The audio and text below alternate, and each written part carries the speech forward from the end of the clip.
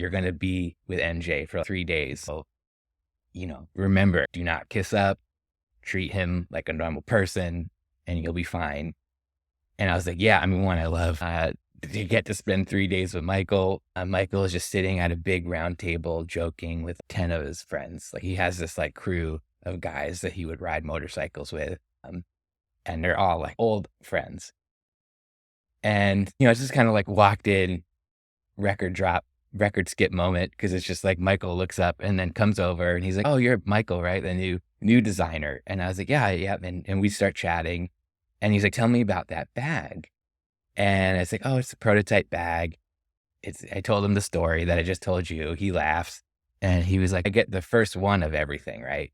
And I was like, yeah, of course. He gets the first thing off the line. And I was like, this one is a prototype, though. It's all messed up, and I've been wear testing it. And he's like, so I can't have that bag.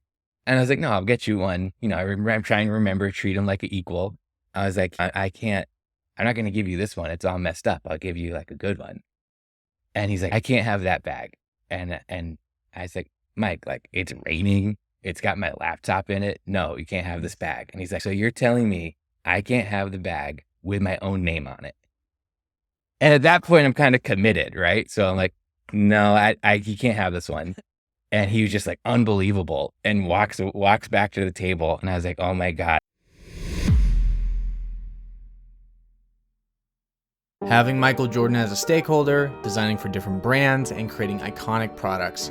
An interview with Michael DiTullo. In this detailed conversation, design veteran Michael DiTullo describes his journey from working for major brands like Nike in the Air Jordan division to becoming a design director for Converse and Frog Design, discussing his work across industries, from electric speedboats to architectural wall and ceiling systems made from recycled products, and then to his roles as a consultant. It emphasizes the importance of understanding a brand's identity, its audience, and creating relevant products.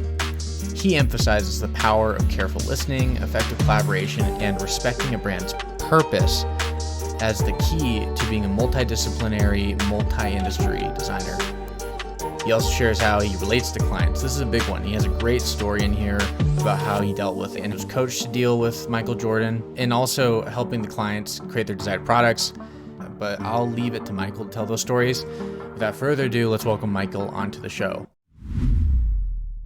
Welcome to The Way of Product, a podcast designed for creative technologists who love to explore, design, and build things that are useful and desirable. Did you know that the average tenure of a product executive is just 2 years? 2 years! This is because often they struggle to make meaningful impact with their teams. I'm your host, Caden Damiano. I'm a product designer who doesn't pin my value to my job description and isn't afraid to go outside my job requirements to make something successful. I care more about the product development process. In short, I see myself as more of a creative technologist that uses technology as a liberal art to make great products. Forget about roles, operating models, and best practices for at least 1 hour today. And let's focus on the groups of individuals who live for this game and spend their free time improving and honing their abilities to deliver more value to the market. This podcast isn't for you if you rigidly adhere to frameworks, weaponize job titles, or see no value in interpersonal skills. There's plenty of other podcasts that talk about that stuff. But if you're someone who wants to feel confident in your abilities, enjoy productive collaborations with stakeholders, and find satisfaction in the work you believe in, then this is where you need to be. If this resonates with you, hit that subscribe button and imagine waking up every morning feeling excited to do work you love and being paid well for it. This is what The Way of Product can help you achieve. Thank you for listening. I'm going to hand it over to you, Michael, because your rap sheet is amazing. How about you briefly introduce yourself to the listener, and then we could get started. Sounds great. First of all, thanks for having me. Always love to talk about the behind the scenes. And I think what we do is it's kind of a black box. So any opportunity to kind of demystify that, I really welcome. In my background, I'm an independent designer and creative director. I started my career working for a few different agencies before moving to Nike full-time, where I was there for about a decade, working in what was then the newly formed sportswear division. So they had been creating products for about 30 years around people's activities, basketball, running, what have you. And this was the first time they created a product development, design, R&D group around people's lifestyles versus individual activities. So it helped to kind of get that off the ground. And then my second role there was in Jordan, where I worked directly with Michael Jordan, Carmelo Anthony, a bunch of other athletes on their on-court performance product. And then lastly, when Nike purchased Converse, became a design director for Converse. So totally different, going from Jordan to a 100-year-old brand that was really the first performance basketball brand, but had become kind of the brand of Snoop Dogg and the Ramones and Nirvana, right? It was this kind of rebellious culture brand. All three of those brands, Nike, Jordan, Converse, all make sneakers, but for vastly different people. After about 8 years, I left to go back to consulting briefly, and then I became chief design officer over product management, industrial design, and marketing creative of a company called Sound United, which was a holding company that owned 6 or 7 really high-end audiophile brands. And then almost 7 years ago, I went out on my own to become an independent creative consultant. And I work with brands all around the world in almost every industry, from electric speedboats to architectural wall and ceiling systems made from recycled products. And I like to say that I help brands kind of understand who they are so they can make the most relevant and exciting products possible. My goal is to create iconic designs that people love, because at the end of the day, they don't live in Frank Lloyd Wright houses. They don't have Picassos on their walls, but they're surrounded by all these everyday objects. They have shoes, they have watches, they have glasses, they drive in cars or buses or trains. And so if we as product people can bring a little art, a little joy to their life while giving them something incredibly functional, to me, that's kind of winning. Yeah, making iconic designs. One thing I've been thinking about a lot is how, and I'm gonna just I'll put money into the no jar later, but I'm just gonna refer to Apple Sure. again on my podcast. Um, is the fact that they treated every design decision as a branding exercise. When I was in college, we did a trip to Silicon Valley, and I actually visited the new spaceship office building for Apple. And we met with the design engineer that machined and designed the actual mechanical pieces for the original MacBook Air. And he talked about the process that went into creating a MacBook or any kind of device in Apple, where they're user testing if the click is satisfying when you press down on the keyboard. And then they fly all the way to China, they make a prototype of the design, take it back, they test it. And so he's commuting to China to make sure that the mechanics and design of the machinery are just right. And when I think about iconic designs, I think about the idea that you're treating the design of your product as a branding exercise. And at the end of the day, branding is how you feel. So what are your thoughts on that Yeah. topic And there?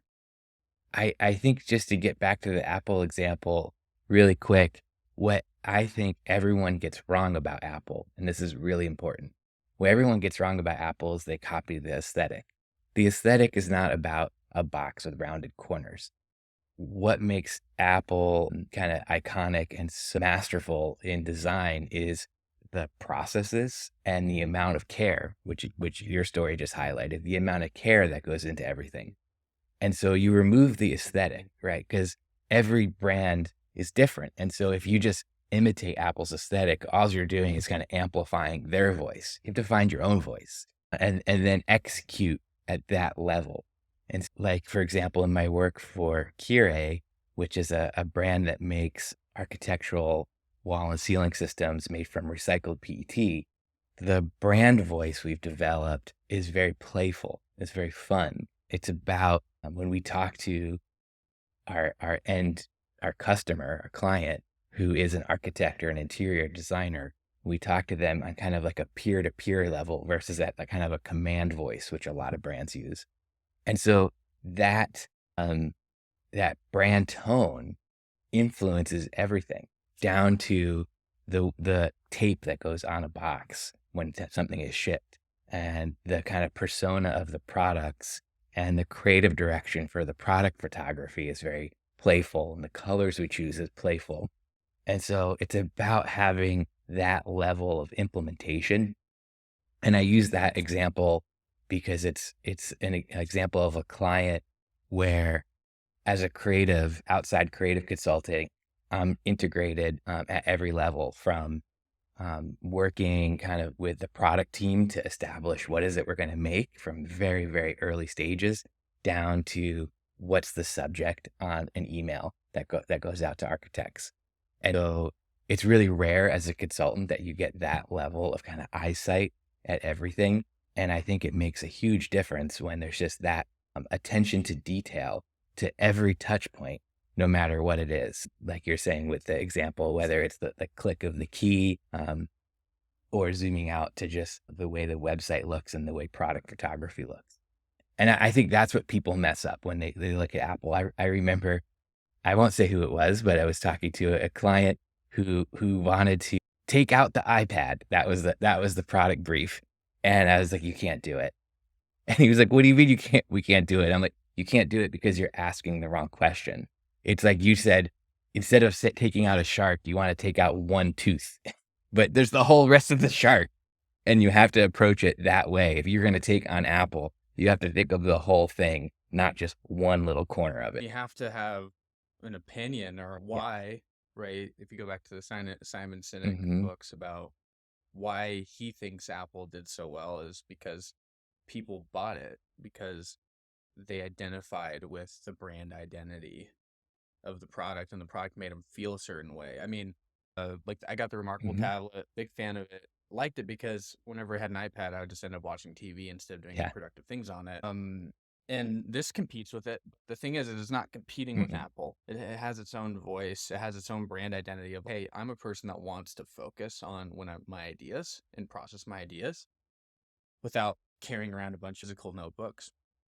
And I'm going to go back to your introduction because of how you talked about when you worked at Air Jordan and then transferred over into Converse. These are completely different markets. They're things that you put on your feet, but they have different people. And when I heard that, I thought about how Seth Godin talks about marketing, where he's like, if someone doesn't like your product, you don't need to change your product. It just means your product's not for That's them. right. I'd often Yeah. talk to product managers. There's kind of like a phrase that designers joke about, that product managers sometimes are like, oh, we need to take off every reason not to buy this. And like, in doing so, we've also are removing every reason to buy it. And so I'll often ask, what do you think, if this product blows up and does just huge numbers, what do you think the total market share this product could have? What, usually 1%, 2%, maybe 10% if it's a really ambitious product manager. And I was like, so that literally means 90% of people can hate it, as long as 10% of people really love it. And so to invoke love in some people, you are going to provoke the opposite end of the spectrum in others. And you have to embrace that and be comfortable with it, as long as you know who you're talking to and you make sure that they love it. Um, it's okay. And in fact, you want that. You don't want customers, right? You want people who believe and who love what you're doing. And you don't get that by making something that's for everyone. Another mistake sometimes product managers make is, I'll ask, who's the intended audience for this? Who's the intended customer? Everyone. But when you say everyone, what I hear is no one. Right? You can't make something for everyone. In pursuing that, you can very easily make something for no one, in my experience. But and maybe this comes from my time at Nike, where we would focus very much on creating something for a pinnacle athlete, right? And you and I are never going to play basketball like Michael Jordan or Dwayne Wade, but in creating something for not only an edge case, but a corner case, you end up creating something that's better for everyone. And it doesn't have to be something like an elite user. I often refer to OXO as a great example. Sam Farber, who started OXO, started Farberware, was in the kitchenware category for his whole career and loved to cook with his wife. And as they aged and his wife got arthritis, she had trouble holding the tools. And so he created a brand with very oversized handles called OXO, specifically for people with arthritis. But it turns out because he pursued what was perceived as an edge case, he created a product that was truly better for everyone. And I'm sure if very few people probably can open up their kitchen drawers and not find an OXO product in there somewhere. And so I try to focus clients on that of, hey, let's go after something very specific. And in doing so, we'll inspire more people to believe. Yeah, you don't want an audience, you want a congregation. You don't want Right. customers, you want Yeah. disciples. And that is the reason why Jordans are a appreciating commodity. And there's a whole like stock exchange And for it's them. why it hasn't gone away. And when I started in Jordan, it was 2005. So I was the 13th designer to ever work on the brand. And I remember the chief design officer at Nike had been up to a few weeks ago. John Hoke was like a personal mentor to me. And he asked me what I wanted to do after sportswear. And I said, I want to go to Jordan. And he was like, Michael, my MJ's retired. Who knows if Jordan will even be around? And I was like, no, I think it's going to expand. And I was like, I think we're going to convert this person into an idea. Go from the best basketball player in the world, one of the most known faces in the world, to this idea of excellence. And no matter what you do, where you work, where you are, but no matter what room you're in, you could be the Michael Jordan in that room. And that I think is the idea that we are successfully able to communicate to people. Okay. So I'm just going to do what everybody wants me to do. Okay. And what I want to do since I booked this interview is I want you to tell me a little bit more about, um, I guess, the ethos and what it's like working with Michael Jordan. And like you're trying to encapsulate an iconic brand into a new production design of the shoe. Can you walk me through the experience of working on projects like that? Yeah. And I don't know if you had any cool stories working with Michael Jordan on his shoes. That'd be pretty awesome. It was, I mean, it was he spoiled us in a lot of ways. When I started in Jordan, the Jordan 20 was just coming out.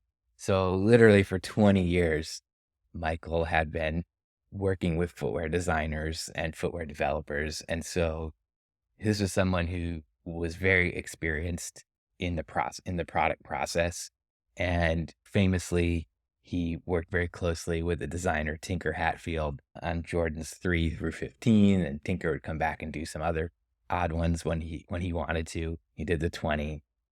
And so, you know, my first meeting with Michael was with my boss, who's the design director of Jordan at the time, Dwayne Edwards, who would be another great person for your show. Amazing. I could go off on a tangent on Dwayne, but amazing person, taught me so much. And when he was presenting the Jordan 21 to Michael, the first prototype, he allowed me to come to the meeting. So that was my first meeting with Michael, and it was probably within my first few months with the brand. And literally right off the bat, Michael out of like 8 questions that we had been working on this thing like solitarily, and he's just, "What about this? What about that? What about that?" And we were all like, "Okay." I was just being very quiet. Dwayne was great at fielding all the questions. He's like, "Okay, we'll handle that." And so immediately, I realized this was someone who, one, didn't like to be kissed up to. He liked to be when he was in the office with us, he wanted to be like he was working with us. And two, was just immensely knowledgeable and thoughtful, thinking about, who is buying the shoes and what's important to them. And so I had been working on a different product, and I had actually come up with this idea for a laptop bag that's kind of based on the Air Jordan 3. And ironically kind of started as a joke. Sometimes when we kind of engage in other forms of thinking, like comedy, we could get to some really amazing ideas. And I remember my boss had given me a pair of Jordan 3s that MJ had worn in his size, which is like 13 and a half. And one of my friends, another designer, Alan Strack, who was sitting next to me, joked, he was like, "Oh man, you could fit a laptop in those things." And so I just did a little drawing of basically a laptop. I'm somebody who, like, when I think something, I have to draw it, as you can see from my background. And I just drew like, oh, what if the Jordan 3 was a laptop bag? And Gentry Humphrey, who at the time was the footwear product director in Jordan, walked by my desk and he was like, "Michael, what's that?" And I was like, "Oh, it's just Alan made a joke. You could fit a laptop in Michael's shoes." And I just drew it. He's like, "Let me borrow that. I got a meeting with Foot Locker." And so he comes back a few hours later. He's like, "Yeah, they'll take 100,000. So at the time we make the prototype, the first prototype comes back out of the bag, and I'm just kind of wear testing it myself. And my boss, Dwayne, Michael invited Dwayne to go to a motorcycle race with him. At the time, Michael was really into motorcycle racing. He was sponsoring a team. It's this 3-day race at Mid-Ohio track, which is, I don't know, an hour or two outside of Columbus in the middle of nowhere. And he couldn't go. And he was like, "Michael, do you want to go? You're going to be with MJ for 3 days. So, remember, do not kiss up, treat him like a normal person, and you'll be fine." And I was like, yeah, one, I love transport, to get to spend 3 days with Michael, amazing. And I have the prototype bag, right? And so I get out to Ohio. It's just pouring rain. So the race is rained out. I go up to the luxury box. It's this like massive luxury box overlooking the track.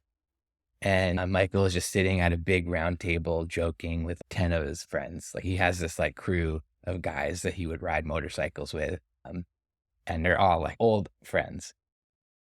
And, it's just kind of like walked in, record skip moment, because it's just like Michael looks up and then comes over and he's like, "Oh, you're Michael, right? The new designer." And I was like, yeah. And we start chatting and he's like, "Tell me about that bag." And I was like, "Oh, it's a prototype bag."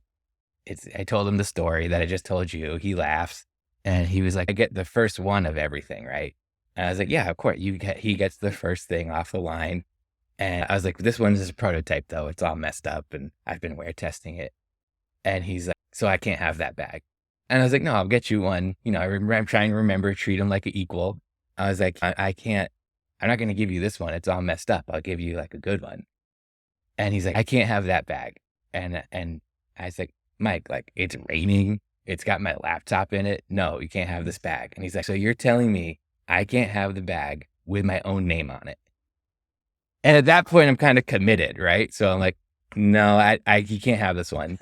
And he was just like, unbelievable, and walks back to the table. And I was like, oh my God, it's like 2 minutes in and I already messed up. And so he's like 10 feet away, back at the table with his buddies, and he's telling them the story of what literally just happened. And I'm just standing there, a dweeb. And then he gets to the point where he's like, "And I said, I can't have the bag with my own name on it." And they all just start laughing.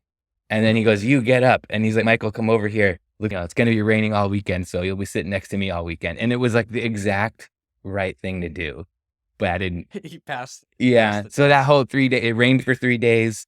Basically, I sat next to Michael whenever he wanted me there, and I would just come, we would talk, I would draw concepts, and then I came back from the trip with a book full of ideas. So it ended up being just an amazing trip.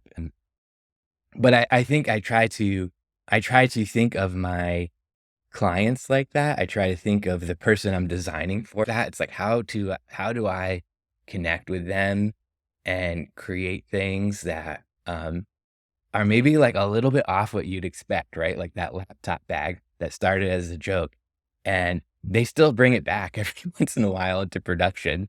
And it's just, I think because it came from such like a pure place. We didn't overthink it. We just had the idea, and felt right. When it's something, it just was like I remember when the first prototype came back that I was using, I was just like, this is going to be huge. People are going to love this. I'd imagine working with like a brand that's like an individual makes it in a lot of ways very fun to work on products for that brand.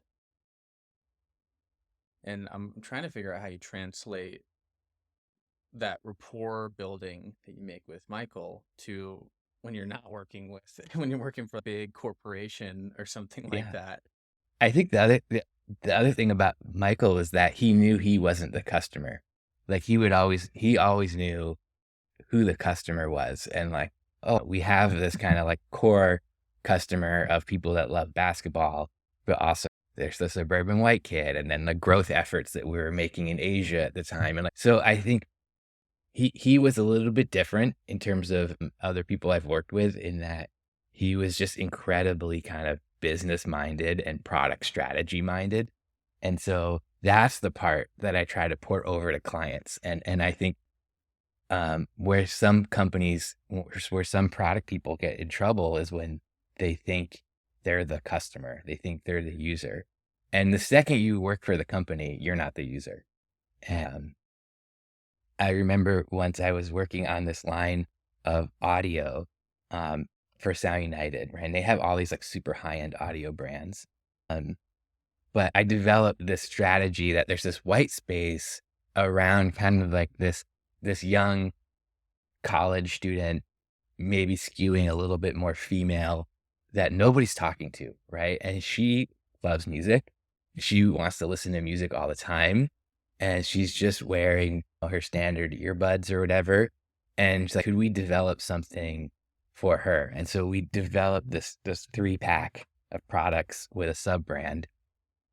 And I remember the initial kind of off tool samples came back. For those of you that aren't familiar with that term, off tool is like the first product that's shot in the real materials on the real tooling, but it's just kind of a test shoot to make sure everything fits. And so it's usually just shot in black, right? So it didn't have the color material finish that we specified.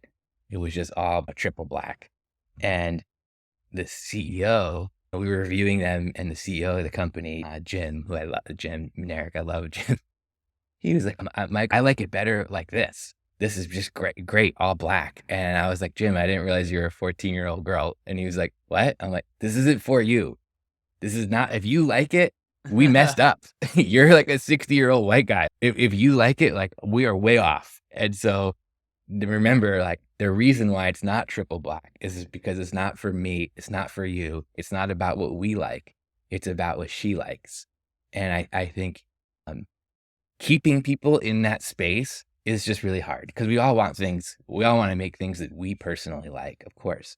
But I think there's a difference between understanding that we can be proud of it, even if it's not for us. And maybe I got that in Jordan, to tie it back, because I was obviously making product that wasn't for me. But I remember once getting on the BART train in San Francisco, and there were 6 guys wearing Jordans I designed, and just feeling incredibly proud that like I was connecting with people in a way that they were choosing the thing that I had worked on. And that they were self-actualizing themselves by putting those shoes on. So you're like helping a person feel like more comfortable in their own skin by wearing the product you designed. So you go to this iconic brand where the shoes maintain their value, and there's a stock exchange, and then Nike acquires Converse, and you move over to Converse.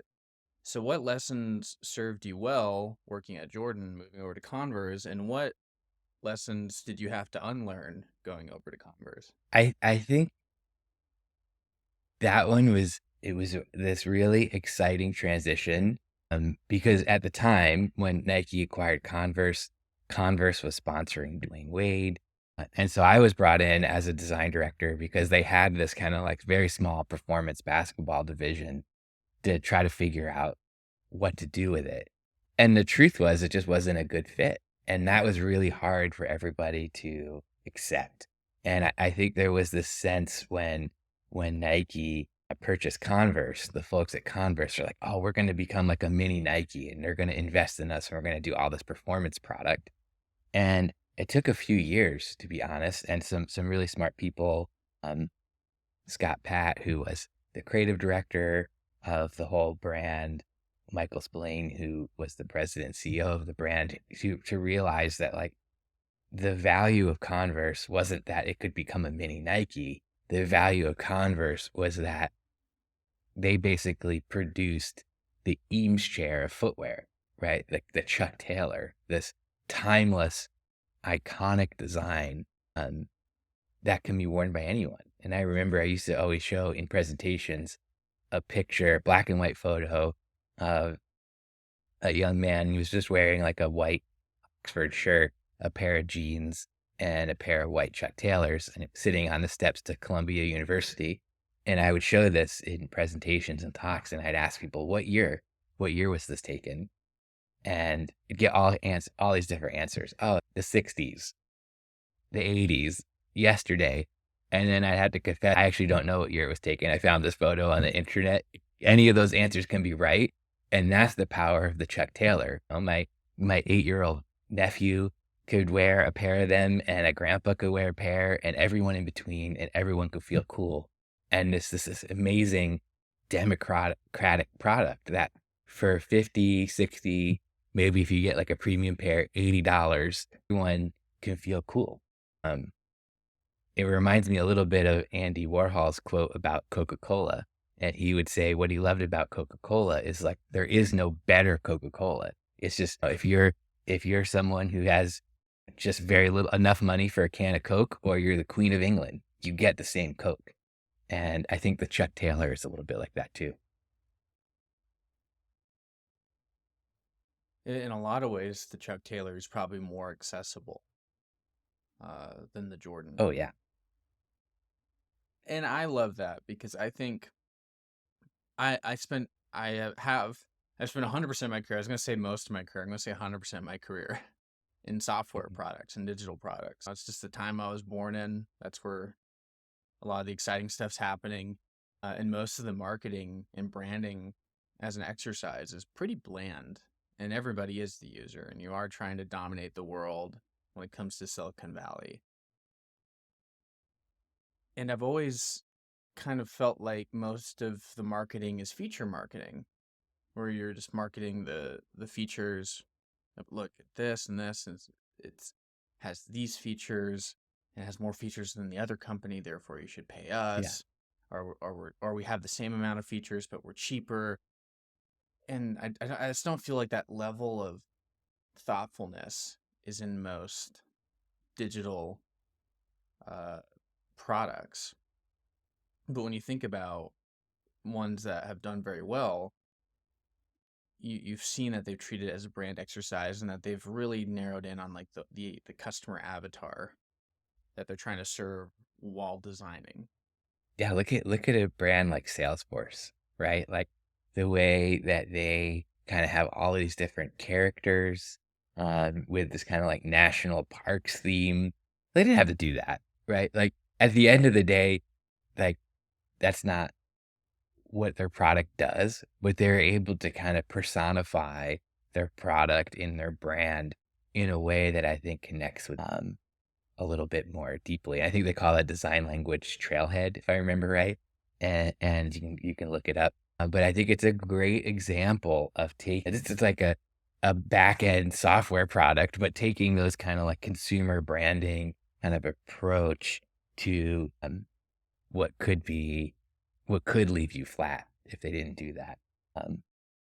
And again, I think I get back to, my work with Cure, creating these wall and ceiling systems from recycled PET, and they improve the acoustics of rooms, right? That's their reason to be, is to take the echo out of room. And that could be very boring, right? That could be super dry, but we try to present it in a way that is fun, is engaging. It's about design and being bold, and not about, oh yeah, make sure you have this, the speeds and feeds marketing, I call it.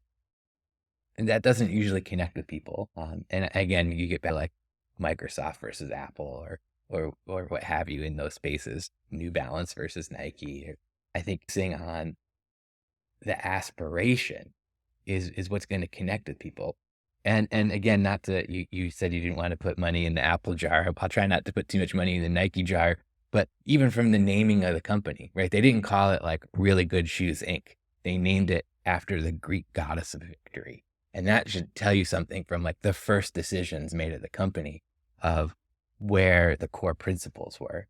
Again, I want to try to encourage clients to do that, because that's the difference between a $500 billion sneaker brand to a $40 billion sneaker brand, right? Is that much deeper connection that becomes a part of culture, right? It's like you wouldn't ever think of sneakers or footwear and not think of Nike. And how do you be that? I think I try to do it even in my own person. I have a very small practice. I talk to a very small amount of people. And I was at a design conference, and I was having drinks after the conference with some other designers. And one of them said, "You really can't go a week without thinking of Michael DiTullo." And I love that. I was like, that's exactly, I want to be kind of synonymous, right, with what I do. Just like I want my clients to be synonymous with what they do. Like, how do you become a Kleenex? How do you become a Xerox, where your brand becomes synonymous with the entire category? That's my goal. And with the Yeah. action, right? And To Google something, was it's like, it's yeah, with the action, it's like to become synonymous with the category. And then if you could become synonymous with the action, you're like so embedded in culture. It's impossible to rip out. yeah, I think that the greatest form of success is becoming a meme.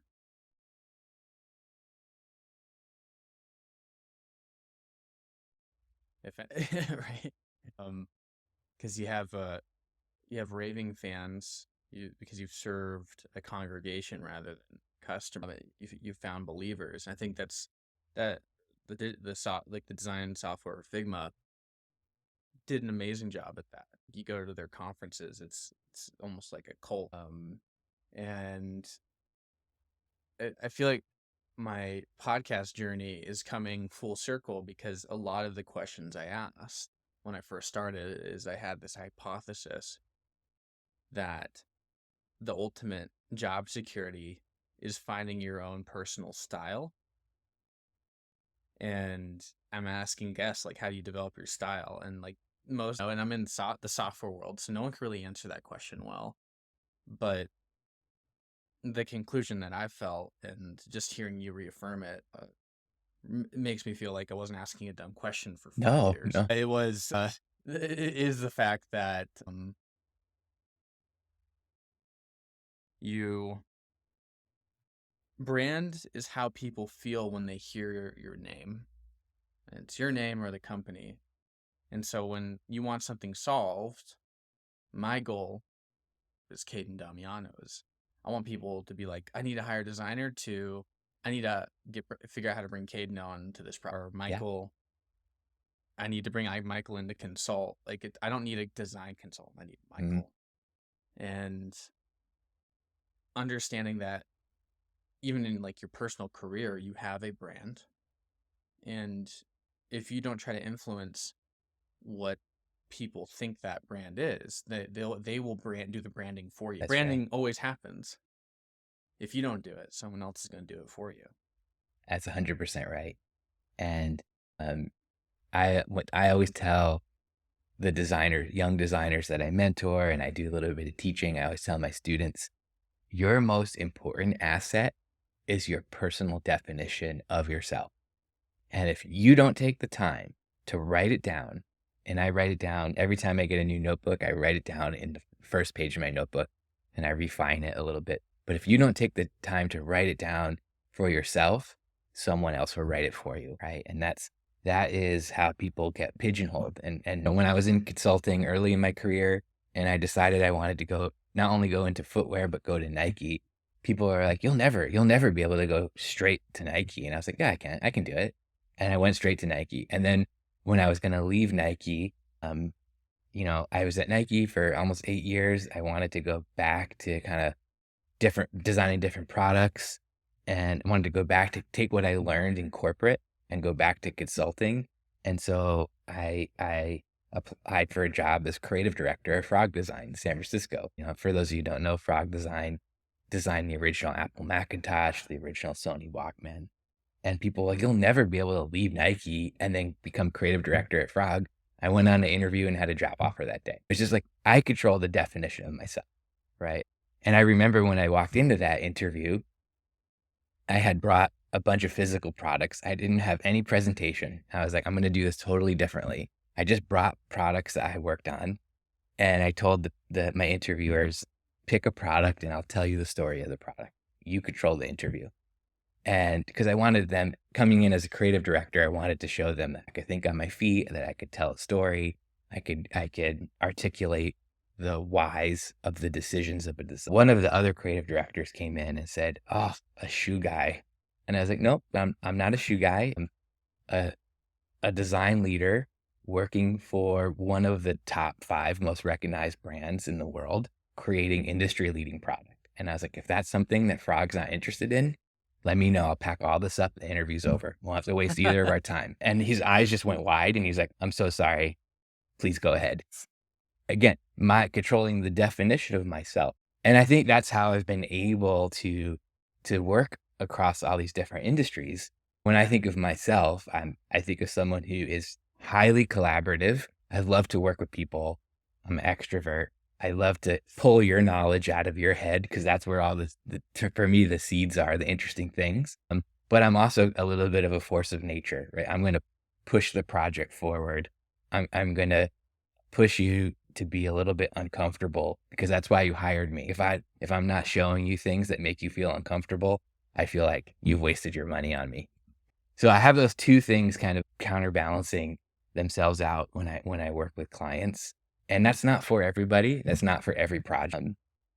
And I let clients know that. I had a client come to me once. It was Eagle Creek, the luggage company, and they wanted me to design a backpack in their existing design language.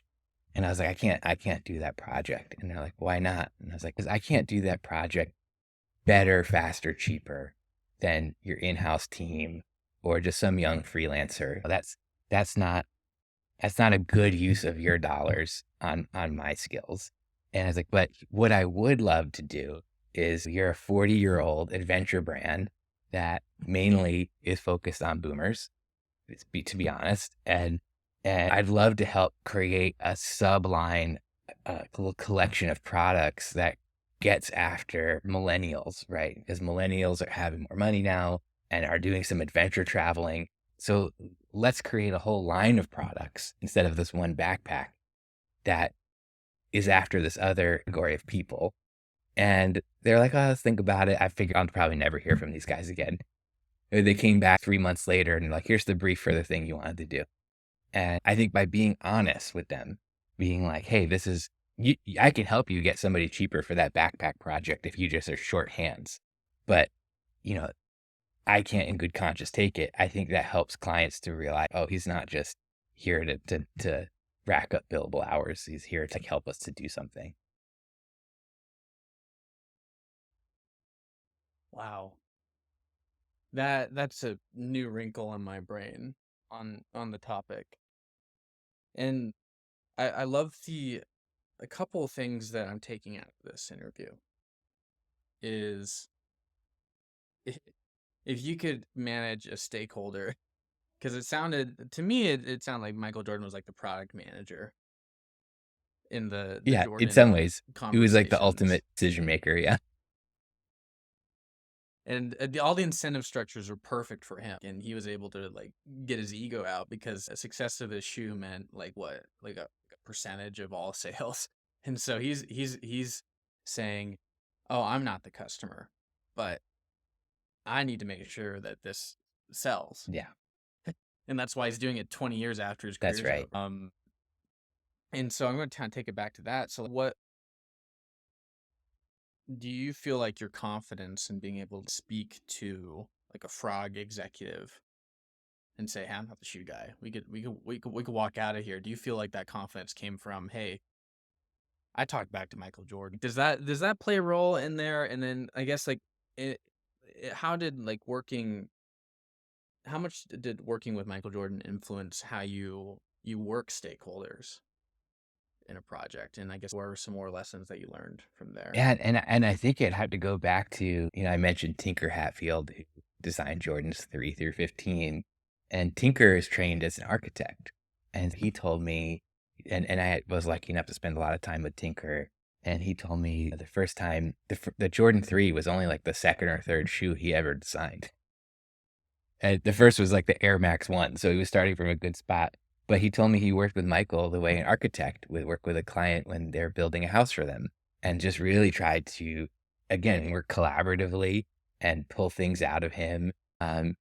And I think that probably influenced Michael and the way he worked with designers, which then influenced me in the way I worked with him. But I think he definitely was someone, and maybe we share this in common, who doesn't suffer fools lightly. Like he wants you to be plain spoken, doesn't want you to dance around it.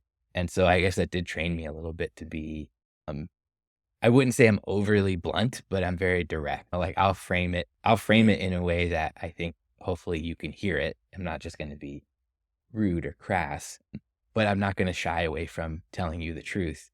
And again, as a consultant, if you hire me, if you hired me to tell you the temperature outside, I'm in Portland today and it's 34 degrees out right now. I'm not going to tell you it's 72 and sunny just because that's what you want to hear. I have to tell you what it really is out there. And so yeah, that's just I think my way of just operating in the world with people, but I do think it builds a lot of trust with the people I'm working with.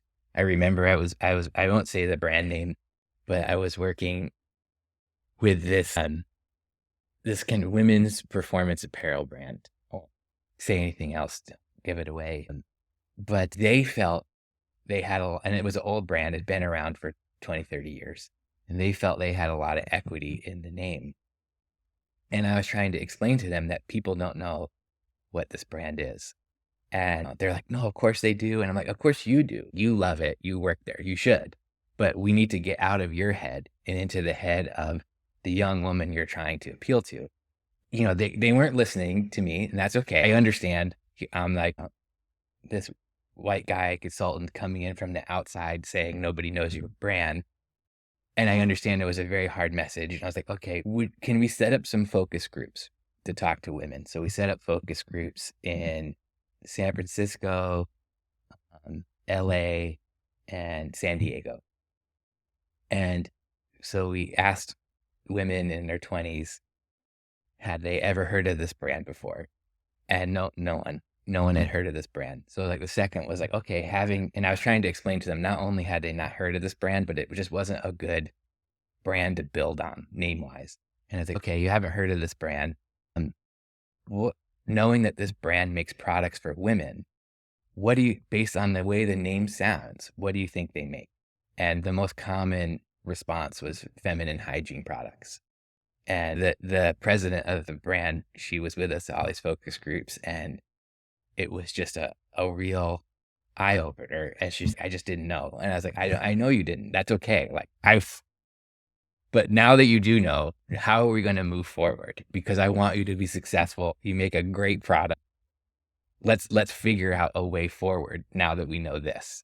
And so anyway, that's the way I try to work with people. And it's not always comfortable. I don't want to tell these things either, but you have to do it because at the end of the day, if I don't, the products aren't going to be successful and they're not going to hire me again anyway. So it's better to have the uncomfortable conversation and hopefully move them towards something that's going to be successful, which is going to be better for them, which in turn is better for me in the end too. I'm happy to trade that uncomfortable present moment for a future great moment.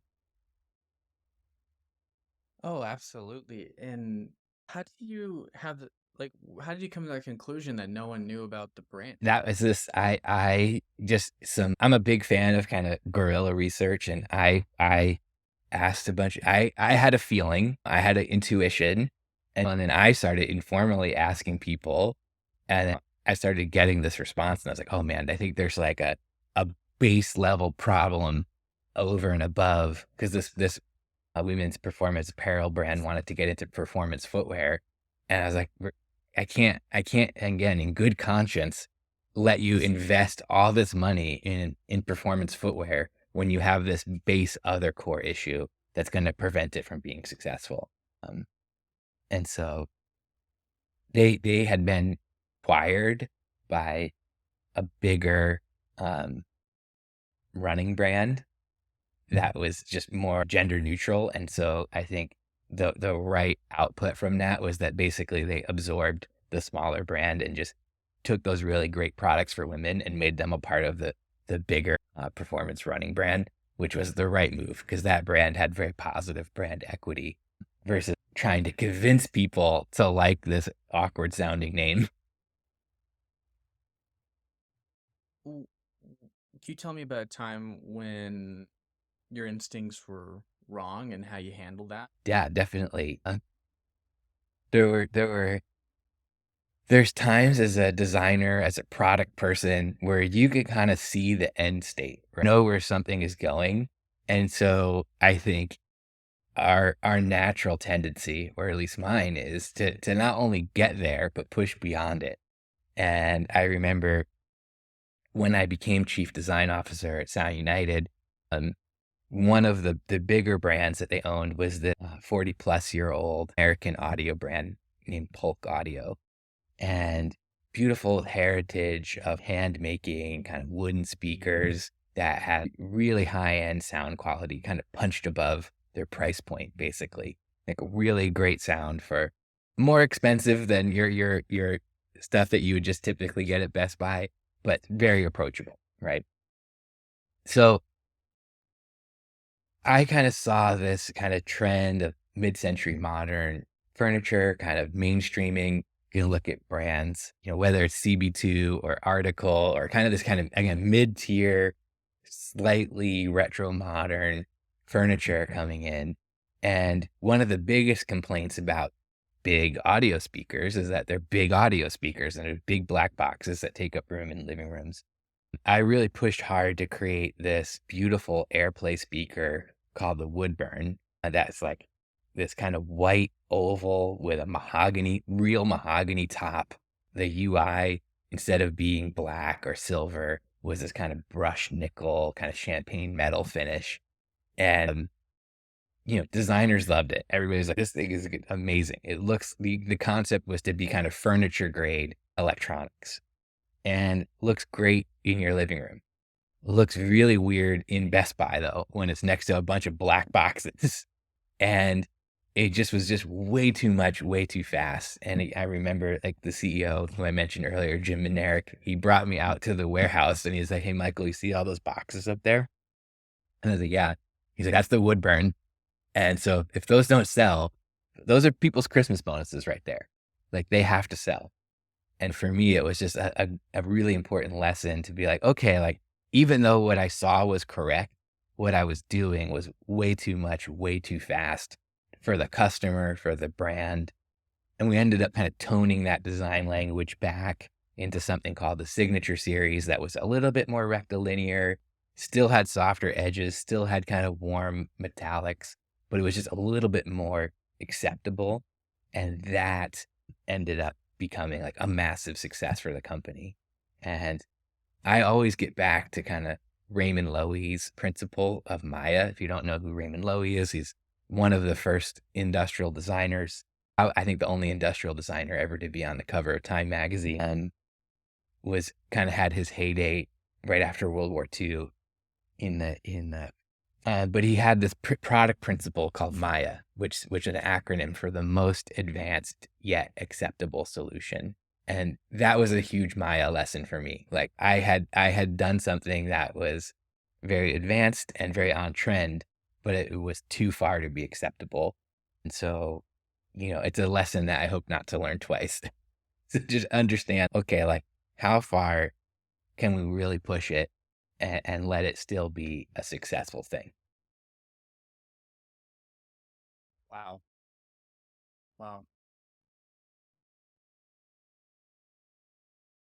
I'm just thinking about how design prevented something from selling, and then how a design change actually, I don't know if this is the story had a happy ending. The design saved the Christmas bonuses. You gotta save Christmas.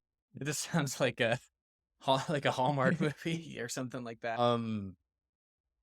That I think that's what's frustrated me about the ideas of the world, where they don't do the minimum advance, like the recommendations are like avant-garde because they're consultants or something like that. And for a while, it really influenced digital design, where it led to, I think, the de-influence of the design function in businesses, because we were thought like, no, like we're advocating for the user or the customer, and we're making the best possible experience, which usually means the most advanced. It translates it to the most advanced experience, and then you make something that's not feasible or viable Right. or desirable, except to some early adopters. And if you're working for a big business, they don't want the early adopters. They want to appeal to the mass market because that's where the money is. And I'm assuming, coming from industrial design and physical product design, which is a more mature discipline, for obvious reasons, so it's a more mature discipline than the digital street. Like, what advice would you give to a up and coming designer whose ambitions are not Nike? It's the Facebook, the Metas, the working at Netflix, where you're working on like 2D interfaces. What would you recommend so that they could develop more influence? Because this is something that you're obviously really good at, is developing influence and respect with peer groups. Like, what advice would you give that person that has ambitions to change the world, or make the best experience possible or product possible? How do you temper that enthusiasm to do the right thing, but understand where to stop? That's a great question, and correct me if I'm wrong, but, I've worked on physical product experiences for a number of digital first companies, and something that I've noticed, so I don't know if translates to all of them, but there is almost a willingness to ship things that, um, maybe aren't perfect because they could be fixed later, right? Which is something you can do in software that you can't do in hardware. And so I remember working with Google on a bunch of hardware for Google TV, and there was this push of, let's just get it out there and we'll fix it later. I'm like, it doesn't work that way with hardware, right? Yeah, if the search window doesn't work great, I'm not that mad because it didn't cost me anything, and will change tomorrow and they'll fix it. But if I buy a physical product, and you could go back to the very first Android phones, and it doesn't work right, now I'm very mad because I spent my money on it and it can't be fixed, and I will never come back to your brand. Like, you lost me forever, basically. You broke my trust. I'm not going to give you a second chance. And as industrial designers, I think we're trained to really think of the object, what we ship, as final. This is it. This is the artifact for all time. And I just wonder, and again, this could be incredibly naive, and I apologize if it is. I wonder if UX designers and digital designers could benefit a little bit more from that kind of a thinking. What if you couldn't fix it? Like, what if what you shipped had to be right and couldn't be fixed? And would that then lead you to be like, okay, let's focus on creating a product that's a little bit more bulletproof in something, instead of something that's a little bit more of an experiment?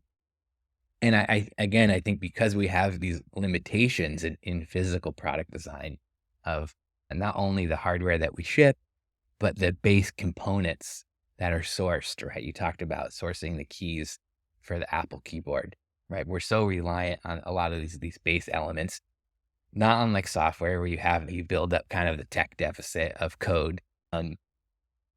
But we're so focused on kind of getting those base elements right, because we know we might not just be stuck with that button for this product, but if the company develops that button mechanism, we might be stuck with it for the next 5, 6 iterations of this product. And you see it all the time when in software interfaces where things change and you're like, why did this change? Like, I feel like the HBO Max app finally got functional and then they like blew it up and made the Max app. Like you for like 4 years, you finally got it to a good space and you like went backwards. And so I don't know if it's like there's this kind of because there's the ability to make changes, changes happen. And maybe that's not always the right thing. And that's really hard as a designer and a product person, but it might not, the right thing to do for the user. I love that. And I want to respect your time. But what I heard from that, because it could be easily misinterpreted as we'll make the best thing because it might be the last time you get to ship it. It's like, no. With the constraints available in this, like the constraints that are apparent in the project, if you only got to ship this once, how do you make the most minimum commercializable, viable version of this, knowing that it might not get changed for a couple? What would you do? That's the challenge. It's not make the one that you're most proud of, or it's an expression of your artistic self. Like, that's not design. That's right. At that point. Yeah. And so did I understand that correctly? It's like, okay, with the constraints that you have, the budget that you have, what's the most bulletproof version of this? That's right. And it reminds me, I remember had this young designer that was working for me, and he was really struggling on this project. And the engineers were complaining about him. They were like, Mark is just pushing too much. And I said, hey, Mark, go print out physically where you're at with the project, bring it over to the conference table and let's take a look. And I was like, buddy, you're fighting the project. Like, I could see you are not listening to what the project is telling you. You are trying to force your vision onto it. And that's not our job. And I was like, let's just zoom out together and look. He was, again, as a physical product, and he was trying to, it was a gaming headset that was to go with the Xbox One launch. And he was trying to do something crazy with the way it hinged. And I was like, it's literally telling you not to do that. Like, just look at it, slow down, calm yourself, your inner voice, and listen, not to be too like Zen, but listen to the project and it will tell you what it wants to be. Oh my gosh. I'm trying to wrap up this episode, but you just triggered another thing. One of my obsessions in this podcast is like finding patterns between other guests or other books. That's like how Stephen King prolifically writes like bestsellers. Is he says, "Oh, the story's like a fossil, and as I'm writing every day, I'm uncovering the story." Love that. Like, he's not making up this. He claims that he's not making up the story. He said, no. It's like the story's already there, and then he just constrains the design of his writing to dialogue and description. I love that. And so he's just describing and recounting the dialogue that he sees in his head as he's writing, and he uncovers the story. And when you look at Stephen King stories, there's some like wild stuff that happens Totally. in the story. And I'm like, did you make this up? And he's just like, no, that's just what was when I was writing that scene. It's like that's what the character wanted to do, like from a realistic standpoint or something like that. Even though a lot of it's fabricated, that's the same thing with like design, right? Because the shocking part of the story is there, and you're just describing it. And I'm like, oh, how do I translate that into my career as a designer? It's like, no, the best possible solution's already there, because if it wasn't there, then there's no market for it in the first place. That's right. I often think of that working with clients, like they already have the answers, but oftentimes I'm interviewing them, I'm doing stakeholder interviews, and like it'll be some throwaway comment. Wait, that's it right there. You didn't even know it.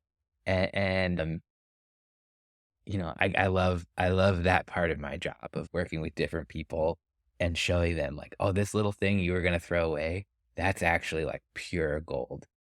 That's like your whole reason to be. And we could build a whole house on that little foundation right there. But I think that takes a level of maturity that I certainly didn't have in my 20s. And so it's you can be aware of it, but you'll have to learn it for yourself. And I'm closing in on 50 now.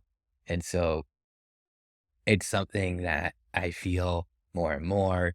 And I think that gives me the confidence. So sometimes I'll go into these categories. I designed an electric speedboat for this company named Arc last year. And I didn't know anything about that category. All the engineers came from SpaceX. They had a very particular like skill set around like manipulating metal. And for me, it was just to be in that room and ask all the silly questions and again, listen to the project. And, we were really, really trying to thread the needle aesthetically with something that looks like a classic, beautiful $300,000 speedboat, because that's what it is, also looks electric. And when they were putting the first prototype build into the water, somebody came up. They have this little testing strip down in Long Beach, but somebody came up to them and was like, "Is that an electric boat?" And I was like, "We nailed it. We nailed Yes. no brand new brand that was still in stealth mode. Arc, no, didn't know anything about the brand, know anything about the product. They just looked at it and they're like, that looks like an electric speedboat." Without being alien, right? Because it'd be real easy to make like a transformer on the water. That's not what we were going for. We wanted something that looked like a high-end premium boat. And again, it's just, to me, all the design decisions are so obvious, right? They're just like, um, they're in some ways like the first thing I think of, but I think it's just because I've gotten to the point where I can quiet my own mind and listen. And other people ask like, how did you come up with that? There's like a color split that goes like basically blocks the boat 50-50 white, black, which is something that literally comes from footwear. But I was just like, yeah, to me, that just seemed like it just wanted it. It just wanted that. And I'm working on a project right now for Cure's parent company, Carnegie, and one of the first projects I'm working on for their parent company. And they're like, how did you come up with that? And I was like, I don't know. It just like literally just told me to do that. It's just, this is the material.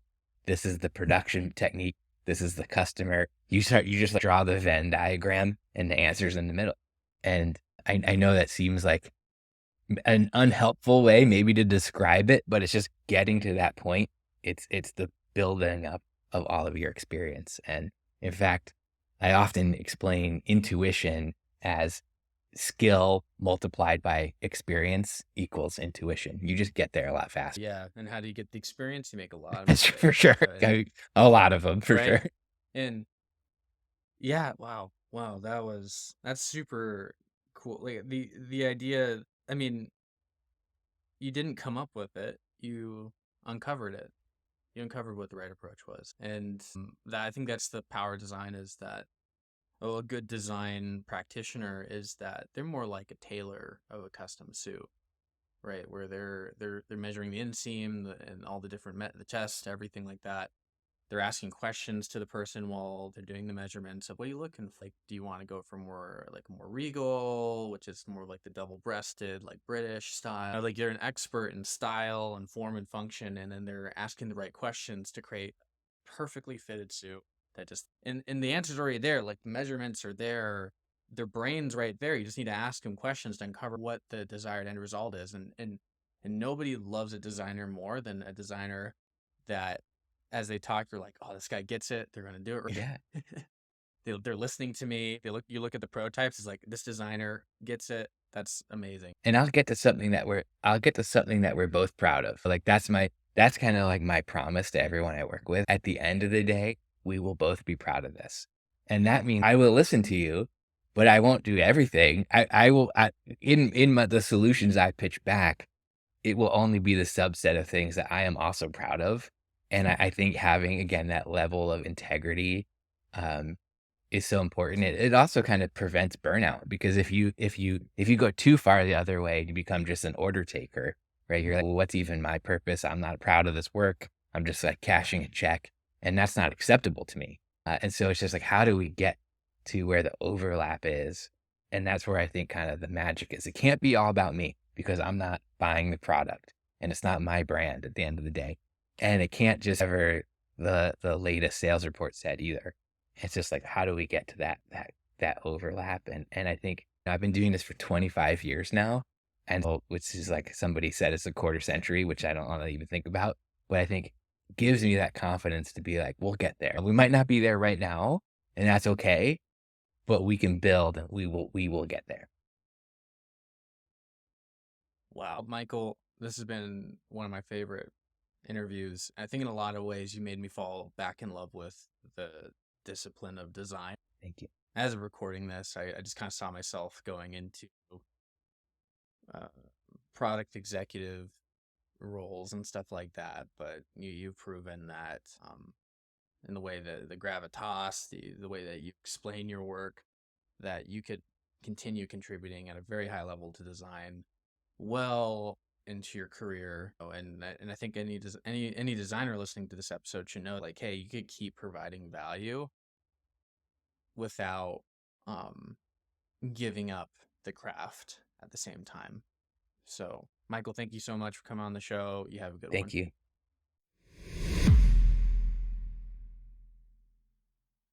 Hey, listener, thanks again for listening to The Way of Product. As we power down today's session on the fusion of creativity and technology, let's solidify the energy you've gotten from our dialogue today. If you've gleaned insights or strategies that could turbocharge your projects, I have a small but powerful ask. Swing by the platform where you're hearing this and leave a review. Think of it as your digital high five to us. It's a fuel that propels this content to more creative technologists like you, amplifying the impact of the shared knowledge. So until our next interview, keep pioneering and pushing the envelope. Thanks again for lending your ears and your imagination to our community. Catch you on the next download. Is everyone gone yet? Because this next offer is for you. And this is because you listened all the way to the end of this episode. Today's episode is sponsored by Alchemy, a name you might not be familiar with yet, but one you'll definitely want to remember. I don't know about you, but most meetings are terrible. Long circular discussions, weeks with no progress. I was tired of that. Tired of good energy getting sucked out of potentially explosive creative sessions. So I finally decided to do something about it. That's why I started Alchemy. Think of Alchemy as a special ops for team collaboration. We're the ones you call for remote or on-site workshops where you need to get your product team aligned and moving without the usual drag. No more endless circles or feeling like you're herding cats. I've been there. I've been stuck in the muck of misalignment, watching the clock while creativity just fizzles out. That's not how breakthroughs happen. Alchemy workshops are built differently. Think of it as a turbo boost for your team's productivity. So here's what you do. Visit wayofproduct.com/workshops and let's start turning those meeting groans into high fives. All right. Thanks for listening to the full episode. And remember, with Alchemy, it's not just a meeting, it's a turning point. Talk to you soon.